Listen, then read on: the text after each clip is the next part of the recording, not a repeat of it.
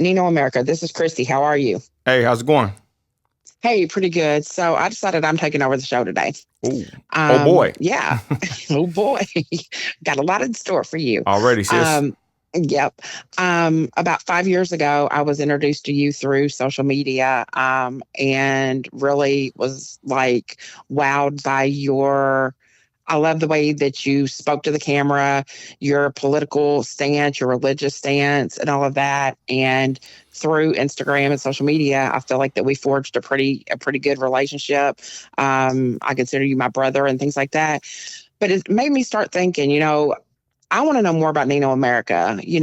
I've seen the success that you've had from where we started 5 years ago to now, and I just want to know kind of beginning to end about you. Talk to me. Tell me, how was your childhood? Where were you born? Thank you, sis, and God bless everybody that's gonna listen to this. Basically, I was born in Southside Midland, Texas. It's between El Paso and Dallas, Texas. So it's right in the middle. I was born in the South Side to my mother. Biological father wasn't involved whatsoever in the upbringing. We can get into that a little bit later too, but how it affected me. But again, born in Southside Midland, across some tracks. And do you think that you had like a pretty normal childhood as far as, schooling and things like that? How were things for you as a kid? It was I couldn't ask for any better. My grandparents The, raised me, and I grew up in in a loving household. My dad, my grandfather, I call him my dad. He's my dad. He was a great man. He really showed me, or he is a great man. He showed me what it is to be a man. He worked hard, and he did very well as far as instilling, good morals and ethics inside of me. Even though I rebelled later on, but we'll get to that. So my grandfather and grandmother raised me, and I love them with all my heart. And they're still here in the South Side. They're right down the street from me, and it was a normal upbringing. Besides, not really being around my other brothers and sisters much, or at least not growing up with them, right? So, yeah. Y- So is he the one that instilled like the work ethic in you? Because I see how much you work. I see how many hours you put in the trucking company that, other people might not know about, that there's some days you're, 12, 13 hour days. Then you've become a very successful, like, podcaster and influence on the internet and things like that. Would you say he's the one that kind of influenced you to be that part of a worker, or was it something that you just kind of like gained on your own? I would say he did. He was a good role model, and he did instill, good values as far as working. That's all I saw my dad do is work. But I'm gonna be honest too. I think it's in my DNA. Also, my biological father and all my uncles, they're all entrepreneurs. They're all bosses, or they're all, in the oil field, making big money. So, of course, my father raised me, and he did show me a lot. Just through basically. Through his actions. So he did show me what it is to be a man, but I have to admit too, I think it's in me. It's in me to be an entrepreneur, to be a boss. Stephanie says she's always trying to keep up with my ideas and whatnot. But yes, my dad did show me what it is to be a hard worker, and thank God he was my role model throughout my life as a kid. And yeah, he did show me. But again, like I said, I think it is in my blood to be the boss that I am. And that is one thing that I can say about you that reminds me so much of my own father is just your work ethic. My father, he worked so hard my entire life. And I see that you do the same thing for your family, and you are a very successful entrepreneur and Thank do you. lots of different things that people don't know about. You don't advertise a lot about your printing shop that you have and photography and a music studio, and we can get into all the music in a little bit and all of that, but yeah, you've got like a lot of different ventures, and I just feel like that you've definitely been blessed in life. And Amen. I've got to know your family and love Steph and your kids, and we'll get into all that, but definitely the hard work part just stood out to me big time. And I would have to say the other thing that stood out to me the most, is that I've never seen you fold. I have, I just have to say this. Somebody said to me that and it's somebody that does not like you very much, has made a comment that you tell little white lies.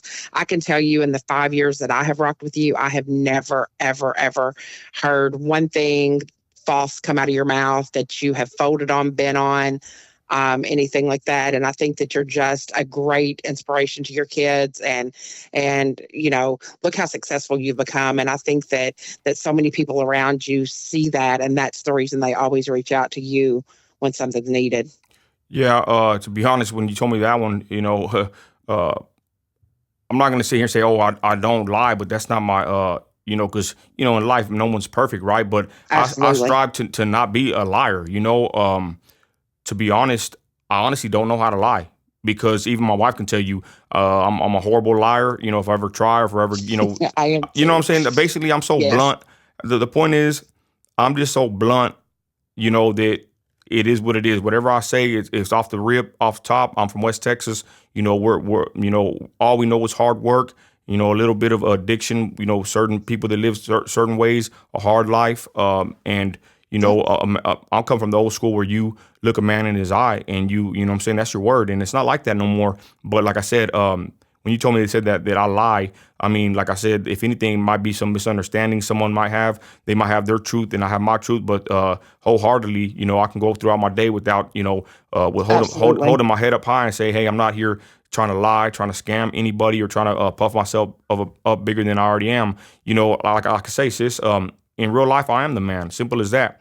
My community loves me. My hood loves me still. There's no smut on my name.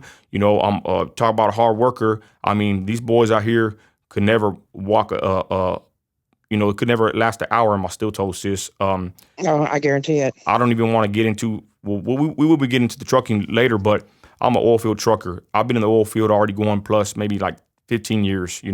Hauling oil for about 10. I'm the elite CDL trucker. Basically sober. I've held a job for over 10, going on probably 15, almost 20 years. When I was younger, in and out of jobs, but for the most part, the last 15 years, I've been rocks solid on keeping a job. And I'm talking about 14. Sometimes there was 18. Sometimes there was all day and night, sis, in the oil field. So And it's not just keeping a job, it's being the owner of your business, yeah. and deciding to work that hard. So that makes a huge difference. It's not that went to a 9 to 5 corporation and punched in and punched out. For an entrepreneur to put in those type of hours for that many years, it's pretty much unheard of. Sis, I want to say something real quick. When I first got my truck, my first 18-wheeler, I done bought a couple, but I worked all week. Put my 2 week notice in with the company. As a company driver, I was at a certain big company for 5 years, and Mhm. I bought my own truck, and I'm independent. I got my own truck and trailer crewed, and that's a big deal out here. Not many guys have their crew trailer. But I digress. Right. The point is, I worked my 2 weeks. I did my schedule, and I kid you not, the day that I got my truck, rolling and hauling oil, I finished my day at that company. I jumped into my 18-wheeler and I worked for about 30 days straight. And we had to work, there was 30 days to get paid for the checks to come in. And I kid you not, sis, when I started my company, I jumped out of the company truck and the company drivers were looking at me down the road at another station unloading a load of oil. I was already in my truck, working, and I worked about 30, almost 40 days straight, because I had that Wow. mentality that I had to get it. And like I said, that's what it's about. Like I said, a lot of people, I get a lot of hate and blowback, but to be honest, I mean, I will outwork these boys well with one hand behind my back and standing on 1 foot, basically. Yep. We don't Yep. play. I don't play games, and like I said, I'm not here to toot my own horn, but it's just the truth. But continue, sis. Let's go on with the story. I'm So, sorry. no, that's okay. So we talked about, okay, so I do want to ask this because you also get a lot of blowback about this. And I've never personally asked you this question and hope you don't take offense to this, but what is your ethnicity? We get a lot of people saying that you're going to be the first one deported back whenever Trump gets into office, and that, that you're not truly 100% American and all that. And I want to know, you always tell me your yay's a yay and your nay's a nay. Amen. What uh, are you full-blooded American? Were you born in the United States? Talk to me. I thought everybody knew. I'm white. Nah, well, that's what I put on my paperwork. You know, they can say what they want, call me coconut and everything. You know, I'm gonna be honest. I'm just a Christian. I'm an American. I got brown skin, purple lips, and a full mane over here of hair. So I'm just an American. Simple. I'm not a Mexican. I don't claim to be a Mexican. I've learned that a Mexican is someone born in Mexico. I was born in America, so I'm an That's what I American. was asking. I'm an Yep. American citizen. I fill out white on every paperwork that I get, and I'm just a Tejano. I'm a Texan and a Christian and an American. Simple as that. Okay, there we go. There was the answer. So I want to go. So you talked about your childhood and all of that. I want to go into more of your teen years. Okay. Talk to me about how that looked. Like, you've talked about that you lived on the South Side and all of that. Talk about the area of town that you lived in and the people you hung with and kind of how your teenage years looked. I'm still on the South Side, but I was born here. All my people are here. Basically, what happened with me is I jumped off the porch at an early age. My mom, the kind of family we were, the big brother's going, the little brother got to go. And to be honest, that was kind of a detriment because I learned a lot of bad things at an early age. But from about 13, I chose to be somewhat rebellious, and I was a smart kid, sis. My wife knows, everybody. I was planning on being a lawyer, but before I, caught charges and whatnot, and kind of hindered me. But I was a very smart kid. I wore glasses, and about 13, that's when I kind of twisted off, hung with my big brother, and ran with my people down here, Taylor Park, Griffin Street, Dakota Street. Just the southwest side of Midland. This is our section. We've been here for a long time. We're still here, and that's who I ran with. Basically, a bunch of young kids, similar situations, grandparents raising them, parents not really in the scene at all. Hmm. But we still had morals and integrity and values, and most of my key people, my best friend, he's still around. You see me on the live sometimes. I'll be on IG live or something. They'll pull up on me. Hmm. My neighborhood is very tight knit. We have tight security out here. We watch out one for another. If a neighbor's fence is down, we'll go. It ain't nothing to pay the fence guy, and we'll put it up. We just look out for our community. We don't play games, and and we're very respectful, helpful, and honorable. And again, I grew up with them boys down from across some tracks, Southside Midland. Red shirt, red hats. That's all I got to say about that. And Yeah. there we Well, were. let me just be real, let's just be real transparent Let's do because it.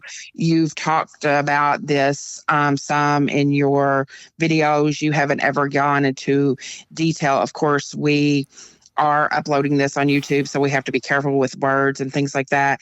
But talk to me about the street life. You talked about, that you were out in the streets for a while, and some of the things. Was that just a common thing in that area? Was it? Talk to me. Just tell me kind of like how that happened. Was it just easy, fast money? Talk to me. Tell me. Okay. Excuse me. Basically, like I said, I was off the porch early. And back in my day, we would sell a little bit of, a little bit herb. Everybody would. Right. And Yep. I ended up noticing I was very successful at doing so. All my people, in the game, whatever, handling Right. little light work here and there. I got more heavy into it. I'll talk about that here in a minute. But basically, in the street early, like I said, and we kind of, went into the gangs. I always say that our people were probably the last of the tail end of the real gangs that were in Midland at the time. They kind of started, dropping off after a while. We caught the tail end of it, and then from my point on, basically we got into the dope game, and that was a whole nother animal in itself. But like I said, when we got into the streets with the gangs, it was already kind of the tail end of when it was really more crazy in Midland. But now, kids now are still crazy in Midland. There's been all kinds of people getting unalived and all that. But we were probably the last part of the gangs in Midland, and we just basically were hated. I always say in my videos, I've been hated since I was 13.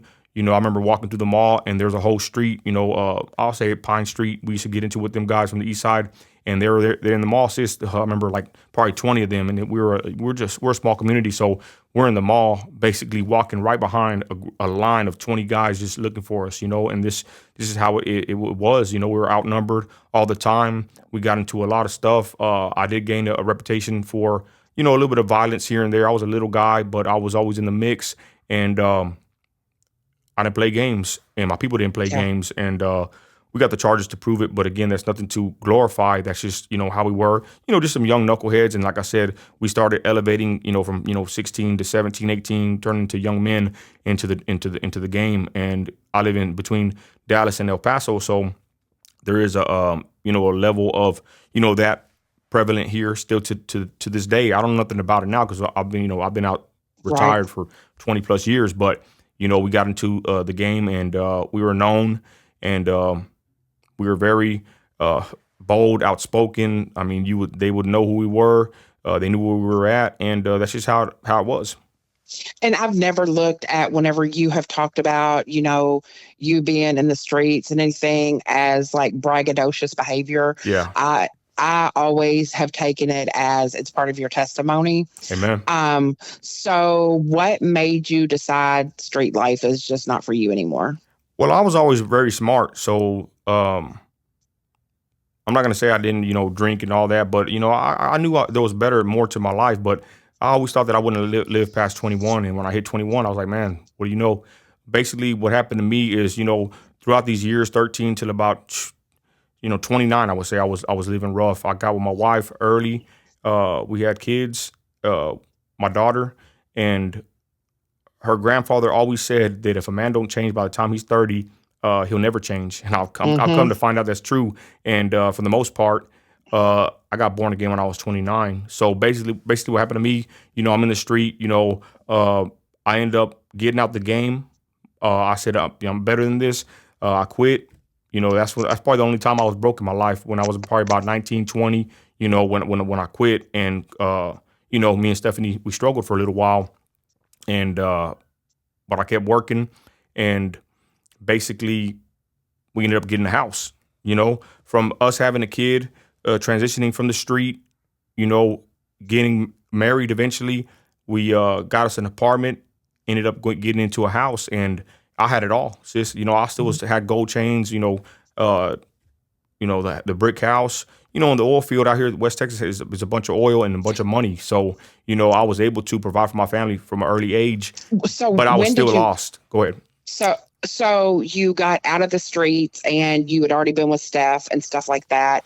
And I tell you, I think the couples that struggle the hardest together are the ones that stay together forever. Amen. And so you got out of the streets, and you're with Steph. You have a child. When does the oil field come into play? How does that work? So did you work some menial jobs how did you get introduced? I know that oil's everywhere where you are, but how did you get introduced into working in the oil field? Basically, I was doing when I was young, a dishwasher. Well, like I said, for the most part, I was pushing, to get by. But Right, but right. I would be like, a painter, working in a warehouse. To be honest, in West Texas, a lot of guys that work in the oil field, a lot of them are not local, because most guys that are here are hooked on something. They can't pass a drug test all the time. So a lot of people that work in the oil field, for the most part, are from out of town. It Right. used to be a big deal where it'd be hard to find someone that you work with. Out of the country now, right? Yeah, they're from everywhere now. But Yeah. basically, I was just like a painter. I was washing dishes at one time, until I finally got into the field. Basically, what happened is my brother-in-law and my best friend, all my people, my whole hood, they were working at a frac tank yard.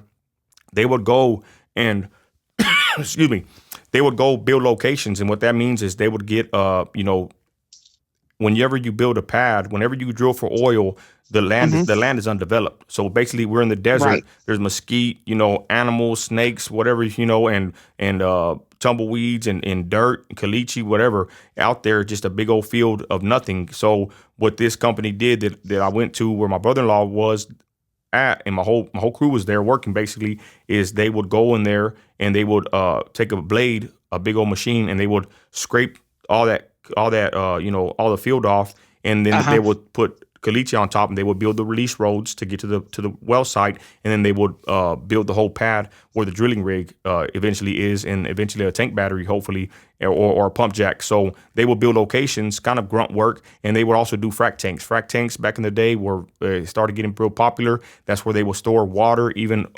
chemicals, and they would Hmm. haul frac tanks to the location.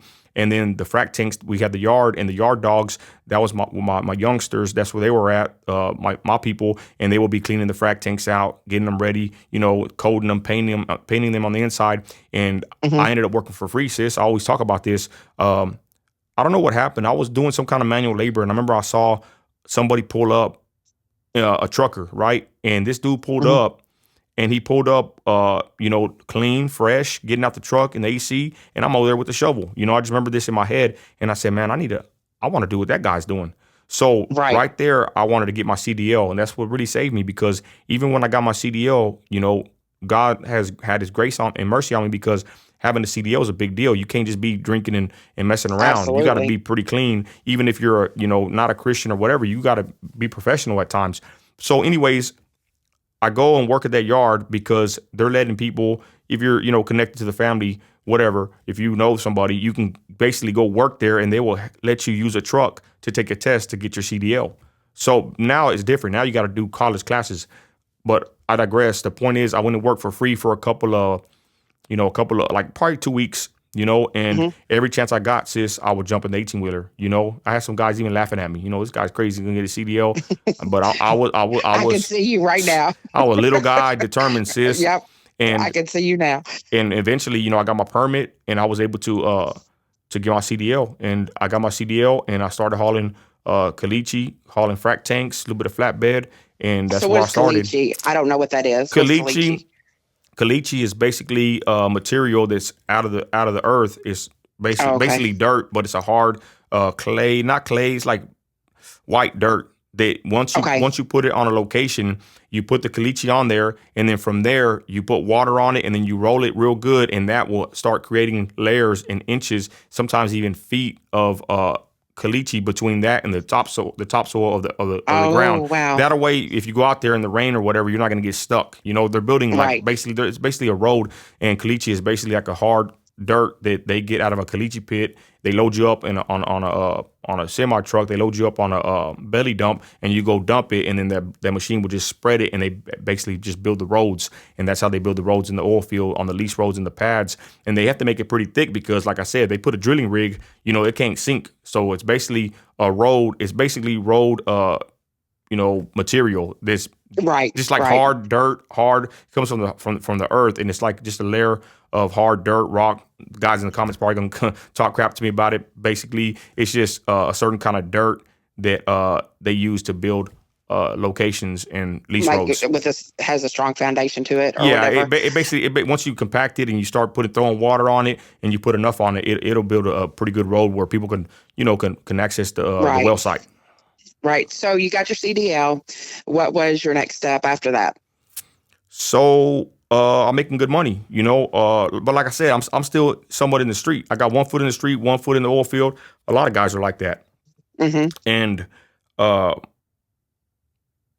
it's still kind of crazy. I still got the bandana. That my neighborhood, we're still with it. That's still to. I mean, I still got guys right now. I'm probably look over my fence, and they're right there chilling. But um, so what happens is we start. We go to church. A lot of people go to church. I was never born. My parents were like somewhat Catholics, kind of the Catholics that never really go to church, but they claim they're Catholics. It's just kind of Right. typical.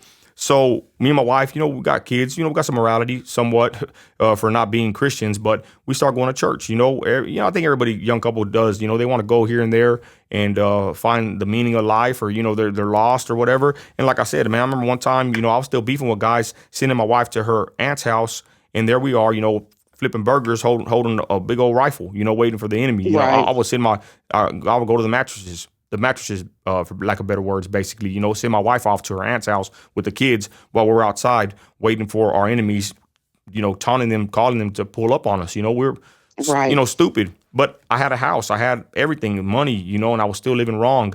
We started going to church, and before you know it, the word just starts getting into me, and basically, I believe the gospel. I put my faith in my Lord and Savior Jesus Christ, and my life Amen. changed. Amen. And I said I wasn't going to be a hypocrite. I wasn't going to be drinking and messing around and acting dumb. I took my faith very serious from day one, and man, I got on fire. I was a born again Christian. My whole hood didn't know what to do with me. I'll be at the parties trying to, with the Bible. They would be mad. They didn't like it, but that's what I was. Everybody knew, man, Nino's on fire for God. He's a Christian. Something changed in my life, sis. I got born again, and it was amazing, and it really, really put my life on a whole nother, lane. It's crazy. Now my wife, we're all Christians. My kids, all they know is they got the Christian daddy. My son, Marcus, he's been a Christian all his life, basically. All he knows is his dad was a Christian from the time he was born. Christiani, she thinks she's kind of hood a little bit, but she saw me when I was, still street somewhat, and it did affect her, Right. and not in like a real negative way. I mean, my kids are very, very great kids. They've been, All of your kids are very observant, though, so I know what you're yes, saying. yes. That yeah, she did get to see both sides. Yeah. But my son Marcus, he just saw his dad was a Christian from day one. So I get born again, and there we are. We're just living life, going great. I get my CDL, Did like I Steph said, and then I get my hazmat, and then I start hauling oil. Go ahead. did she get the fire for Christ about the same time you did, or did it happen for I her think quicker than it happened for you, I think or she was it well, about I think she kind of got it a little bit quicker than me. But by the time you know it, we both were just in there, and we got baptized. Our kids got baptized. It was just an amazing situation. I thank my Lord and Savior for the life I have now. For my wife, she's a godly woman, and she kind of definitely? well, the thing is, she kind of was already like going more. We were both going to church, right? But basically, she was like kind of trying to be more serious, but it wasn't like we were like so far apart. We were on the same path together, so it was basically about the same time, I would say. But she was probably just a little bit more ahead. But hey, now we're here. So you said you got your CDL, you got your hazmat, you had your job, hmm you became an entrepreneur, you became a born again Christian. Talk to me about politics. Hmm. When did that start mattering in your life? I came out the shower one time and I heard Trump talking, and I never heard a politician talk like this ever. And in my time, I used to listen to Rush Limbaugh out in the oil field. There was, out Hmm. in New Mexico to My West dad's Texas. favorite man. Yep. Yes, Rush Limbaugh made a lot of sense. And there was, back in that time, there was no phones. There was no, none of that stuff. It was AM Right. radio. The only station on my little semi truck was playing Rush Limbaugh. And, I'm an entrepreneur at heart, whatever. And I'm just hearing this guy talk about, things that make a lot of sense, finances, morality, everything that a conservative, real conservative is about. And I'm like, man, that's what I'm about. So basically, that was the beginning of me becoming, what I am today, Rush Limbaugh. So fast forwarded to, with Trump, he announces he's going to run. He comes down the escalator with Melania, and basically my my jaw dropped. I told my wife, "Who is this man?" I knew it was Trump, Right. but I Right. was like, "Who is this man?" I never heard nobody talk like Trump talked. And I was a Trumper. I tell everybody, I was a Trumper since day one, and I was on the Trump train, sis. And from that point on, my social media career kind of took off. I don't know when you want to touch on that, but go ahead. No, well, and I'll just tell you, for me, whenever I was introduced to you through social media, it was through my sister. Yeah. And to be 100% honest, and I've told my story, and I'm not going to get into that because this is your interview, but I was dumb once in my life. And the very first election, I voted for Obama. And but whenever it came, that's the first time I'd ever voted Democrat, but I was on the fence with Trump. I really liked Ben Wow. Carson. Interesting. I really liked Ben Carson a lot. But my dad looked at me, and I'll never forget. He was sitting in his recliner. I lived here in Florida, but I'd gone in to see him, and he was sitting in his recliner, and he was like, "Christy, I don't know why you wouldn't like Trump. He is exactly like you. No filter, says exactly what's on your mind, no holds barred. Everybody knows exactly where you stand on everything." And that right there is what solidified in my mind that I was a Trumper. Awesome. And yep, and then because it's true, I say that, it's a curse and a blessing that I have an oil slick for a tongue. Anything I think comes out. And sometimes, you need to know when to Amen. hold words and not to. But um, then I heard you, and then I heard you like proclaiming your love for Jesus. And I was like, this is my dude. And my sister said, I told you that you were going to love him. And so I started coming into every live that you would do and saw that you had been invited to the White House and saw you in DC standing up against rivalry. And don't want people can assume what they want to about who that was. Don't want to get any strikes on YouTube, but um, just saw the passion that you had for everything. You're blowing up on social media. You're an entrepreneur. You are flying flags everywhere for America. Yeah, you confess your love to your wife and your family daily. Amen. Um, and it just was like, this is like exactly who the way I would want my son to become. Wow. This is exactly who I feel like I am. And it just really touched me. And the thing I can say is that through your success, like and I said this earlier, I've never seen you fold. I never saw you bend. The things that Trump did that we didn't like, we called out, but we used our discernment on what we needed to use it on. But it's just, through all the success, one of the things I want to talk about next is I see in your community, when things get tough, hard, rough, please call Nino America. Where's Nino? We need Nino. How has that been for you? Because I know that it also probably is a blessing and a curse, because there's been backlash to helping people. But talk about that. Talk about your community and how often you're called on and what your community means to you. Man, my community means everything to me, but I'm gonna be honest, my family means more. And that's what I realized with, being a community organizer in Obama. Basically, it's a burden to carry. It's kind of sad, especially when you try to help people, and who cares. The point is, you try to help people, and sometimes they turn on you. That's Right. probably the worst part. I haven't talked to my brother in a couple months since the Madeline situation. Sis, it's just a bunch of issues. Trying to help people, and things happen. So I care about my community. I'm very vocal. I stood up against BLM. I stood against certain perverts that came to my city. I'll leave it at that. And I don't know, sis, it's just a fire in me. When I know something wrong is happening and someone needs my help, I will help, and I will stand up, even if I stand alone. I've stood alone by myself, and I don't fear no one but God. And it's not to say that I'm tough. Well, I just am tough. There ain't no ifs, ands, or buts about it. Right. But I'm not trying to like prove I'm tough. It's just how I was It's built. just how you're built. Yeah, I'm Right. not playing. I'm not Absolutely. playing games. It's as simple as that. So I love my community. Our help when possible, and we made a lot of big moves out here in Midland, Texas, and they know who to call, who to throw that back signal up whenever times get rough, and I'm willing to help. And thank God, the oil field pays me pretty well. I got money to my war chest is full, and I think that's pretty good, sis. That's my wife even says that's probably a reason why I'm able to do what I'm doing, because basically, if I was anybody else that worked for someone like an employee, I probably wouldn't, You wouldn't be able to do the thing, know. stand with the same well, maybe speak the same convictions that you do now.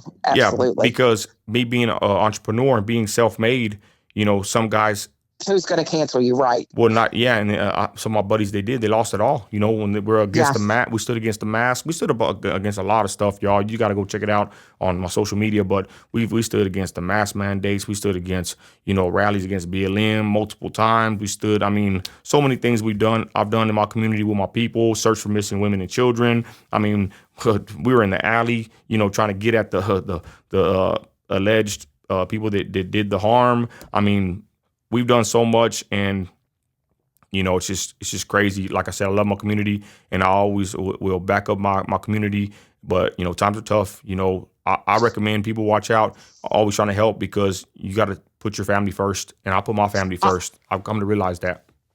well, and I always just found it so intriguing that people know that they can reach out to me also through you, because we have formed this tight connection with the community in Midland. And I can't help but laugh every time a news reporter asks if they can use your info, Yeah. because you're the ones that Oh, got the picture.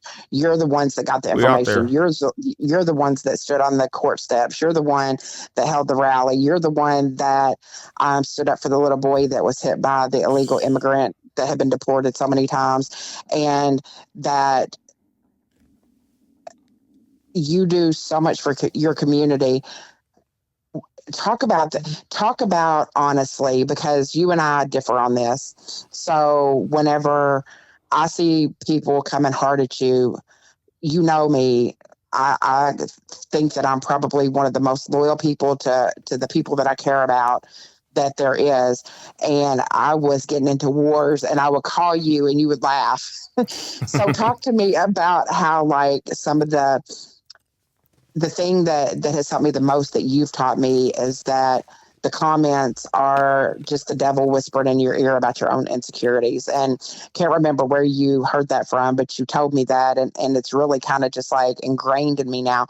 But talk to me about, is it hurtful for you whenever you get the backlash and the threats and all of those things? Do you worry about your safety? Talk to me. No, I don't worry about my safety. Worry is a certain word. I guess that's a good thing about me being in the street and heavy with it because I was very tactful. I'm very tactical. I'm not playing games. I'm very sharp. I'm always my back's against the wall, watching everything. Right. So Yep. I'm never worried about my safety. But is my safety a concern and my family safety? Yes, it is. Have I had some situations happen that are kind of iffy? Yes, but for the most part, like I said, I've been doing this. I've been hated since I was 13, like I said, and you know, to get over on me, you really gonna have to catch me slipping. But no, I'm not worried whatsoever. But I do have concerns, and for the most part, God is with me. I'm not trying to sit there and say, "Oh, I'm gonna do whatever" because God is with me. I'm not gonna tempt God. But the point is, I just take a stand, sis, and I don't back down. And Right. and I've learned that if you want to go hard, you hit them first. You go you just don't show no kind of weakness. I guess I don't know how else to say it. I'm not really a motivational speaker or nothing. I just know what I am and who I am and how I operate.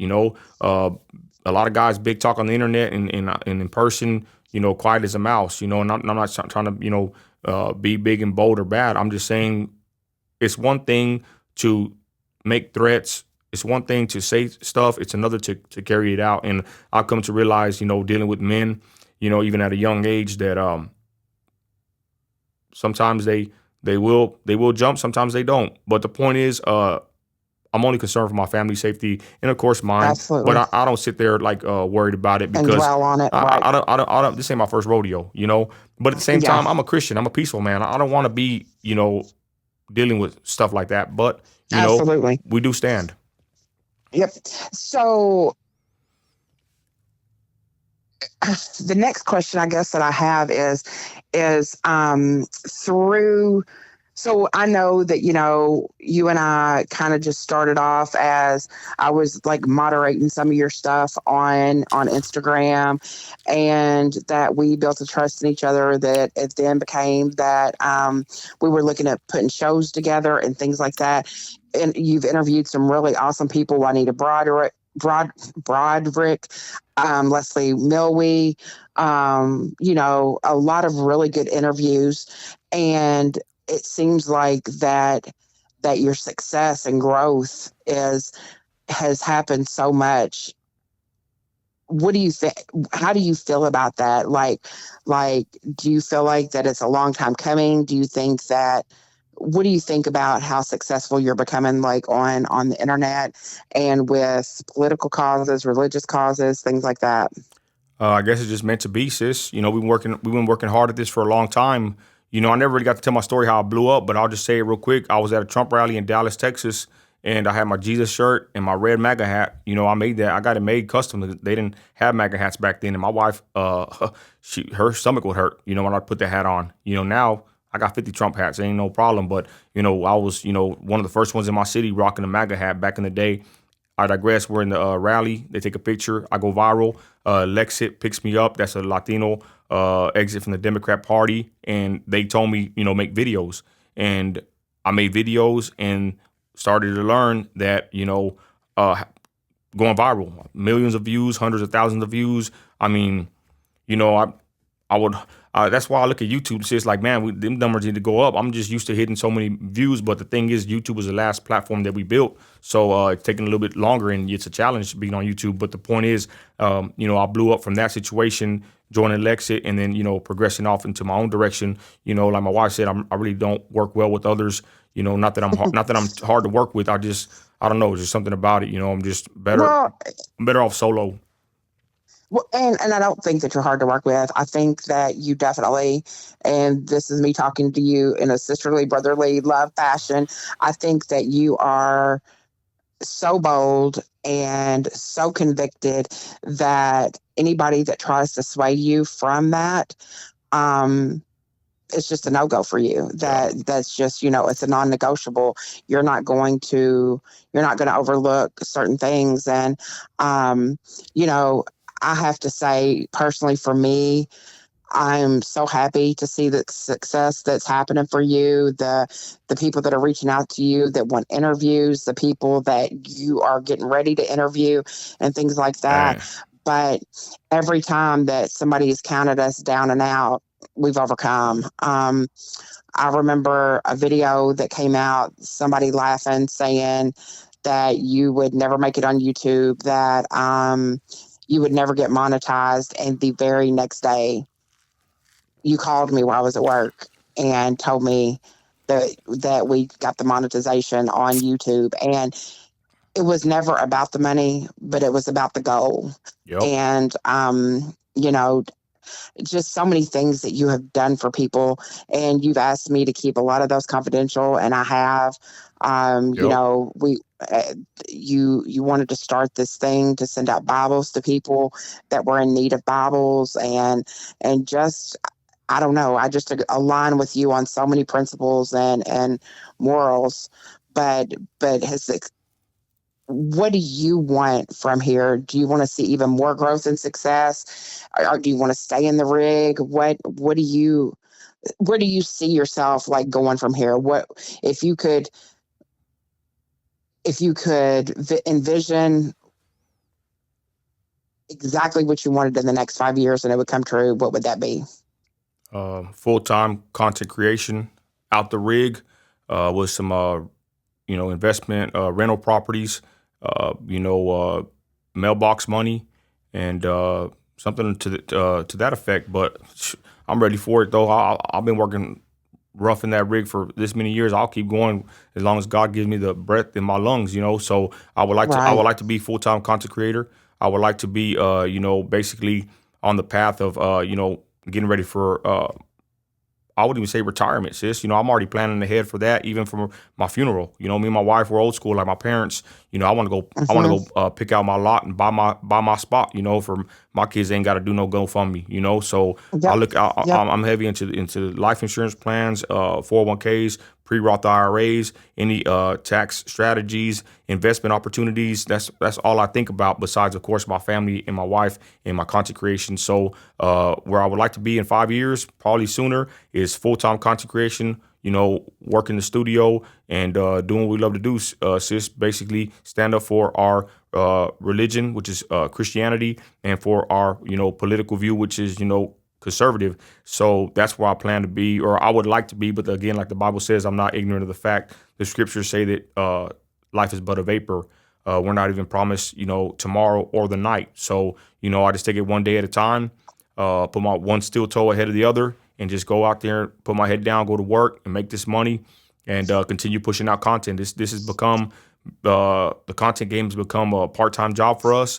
basically it's somewhat full time. It is full time actually. I got a full time job and a full time Hmm. content creation situation going. But every day we're progressing. We're doing great. I salute you, sis, for always helping me be ready to rock and roll. We're just making moves and waves. We're very sharp, smart, and tactical with what we're doing. I never did this for the money. I went live on Instagram, blew up on there, Facebook. Now we're pushing the YouTube. I never did none of this for for monetary gain. But I'm an entrepreneur. I'm a capitalist, and If it comes, I'm absolutely. telling you. So and I done made a couple thousand off everything. Every month we're bringing in thousands of dollars off every platform. So we're obviously doing something right. We haven't been taken down. We learned to we're on their platforms. We got to play by their rules. Simple as that. No crying. And we've learned to make money on here. Of course, I want the 250,000 views a video. That's what I think we're worthy of. But we don't have that yet. But I know that we will get there, God willingly, soon. But like I said, the content creation game, I think Trump. And for basically, if it wasn't for Trump running and me making videos in my room and wherever, I wouldn't be here, by the grace of God as well. So, it's 2024 and 2025, and ongoing, there's money to be made with social media. I want to make $1 million with my cell phone, so that's my plan. And it's not to be greedy. It's I want financial freedom. So I Absolutely. do believe it, sis. I'm pretty sure one day me and you are going to be, in the full-fledged studio, making content and doing brand deals, whatever, sponsors and everything. We got big plans, and I do see that in the future. I mean, we already got a lot of things in the works right now, and we're taking it very seriously, and we're professionals at this, and we're not playing games, and we've never bended or folded on our morals. We could have pushed degenerate content. We could have went viral doing the wrong things, but we went viral doing things that many didn't like. But in the end, we were right, time and time again. And one of the things that always sticks out that I love that you say is, so there for a while you were taking no days off in the rig. Yep. Like it was every day, and you could hear like the tiredness in your voice. You could see it on your face. And I love that you have kind of found a balance now where you get a couple of days off. And I Yeah. love whenever you talk about how much you love to spend time with Steph Oh and your man. kids. And I think that I've said it a lot. A lot of people, a lot of weak people can't listen to you because they can't understand a hard message. We are considered hard Christians. We are considered mean Mean. Christians, Yeah. and maybe we are, but I just love the fact that family is number one to you, always has been, and love that you bring that to people that watch. My son, who is 17, you know, he knows the digital setup that you have in your what do you call it? Your man cave or Trump. No, your the Trump cave. the Trump cave. And so you've got young listeners. There was a 13-year Wow. old on there the other day that was part of the show, and saying, talking about Jesus, and so you have even young viewers here, and family, well, Jesus, family, Amen. work hard and all of that, and just want to give you props for Thank that. you. Is there anything else about your life that we haven't kind of really talked about that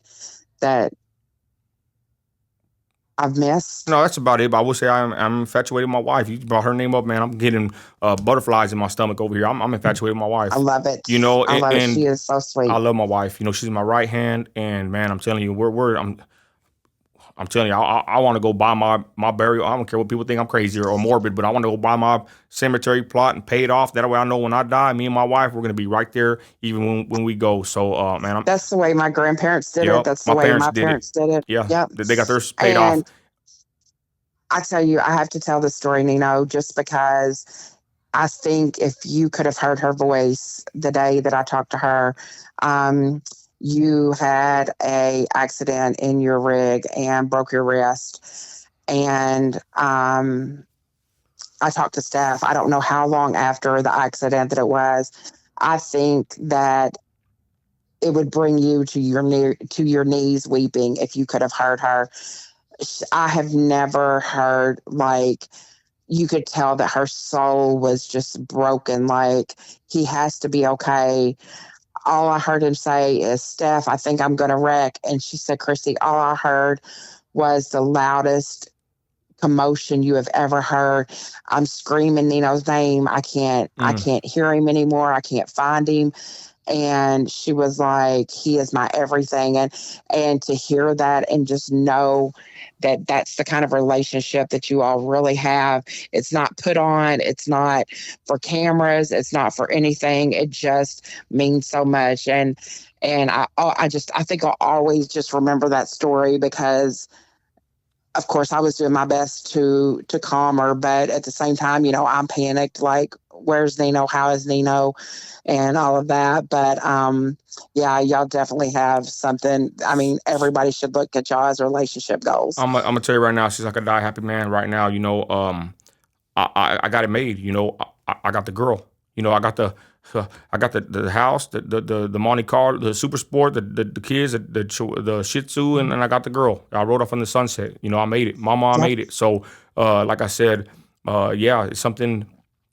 It's something special. Me and my wife, it, and that's what I always do. I always promote marriage, and I always promote, it's till death do you part. And Yep. I'm very blessed. I have an awesome woman. She was with me since then till now, and I just love her with all my heart. She's really, she's the side of me that a lot of people don't see, but she's all in the mix. She knows everything I'm doing. She even says she knows me better than myself. And men, Yep. Oh, I believe you that. know how that works. I But believe that. but like I said, Yep. I get lovesick. I just want to say this real quick. When I'm at work, I just want to come home and be around her. And I love my kids too. But a child is gonna leave the parents one day and go get married. You're always gonna be with your spouse. That's how I look at it. So, I'm infatuated with my wife. To be honest, I told her the other day, she's a detriment to my content, because if I get off early from work, I come home, I want to be just, with her, next to her, whatever. And she does, she gives me she doesn't give me a hard time.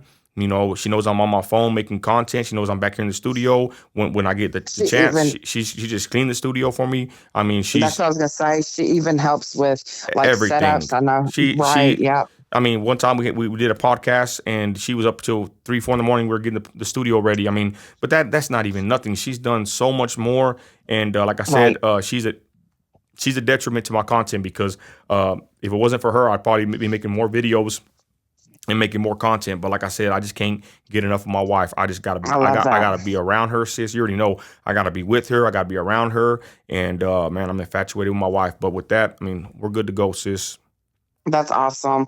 I am so glad that you told your story, Thank you. and it's more, not even a story. It's really more of a testimony Amen. of somebody that anybody can turn their life from. I wouldn't say that yours was ever bad, but definitely leading a street life was not the best case scenario for you, into a God fearing, devoted husband that has been a very successful entrepreneur, content creator. And I'm blessed that I get to call you my brother. I'm Amen. blessed that that I feel like that I have that relationship with your family also. And we're just going to keep pushing forward. We said it from the beginning. We're going to see everybody at the top. Amen. Thanks, sis. You're welcome.